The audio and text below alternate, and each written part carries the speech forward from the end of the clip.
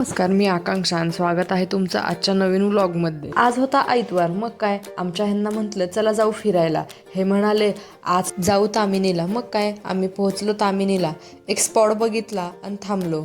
एक number scene होता आणि तुम्ही पण बघू शकता किती सुंदर नजारा आहे ते. ही एक बॉटल इथे लटकवलेली होती, कशासाठी ते कळालं नाही, पण सुंदर आवाज येत होता. झाडाला मस्तपैकी एक झोपाळा बांधला होता. मी पण त्याच्यावरती थोडा विसावा घेतला.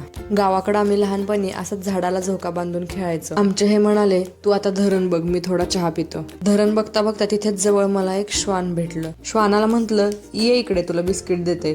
पण श्वान म्हणाल मी काही येत नाही, तूच खा.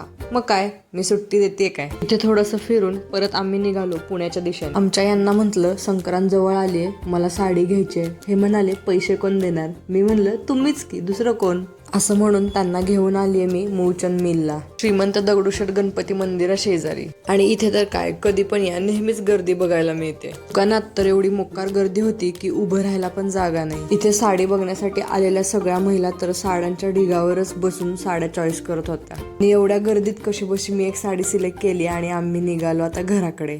तर आजसाठी एवढंच. उद्या भेटू पुन्हा नवीन व्लॉगमध्ये. तोपर्यंत लाईक, शेअर आणि कमेंट करायला अजिबात विसरू नका. Bye bye.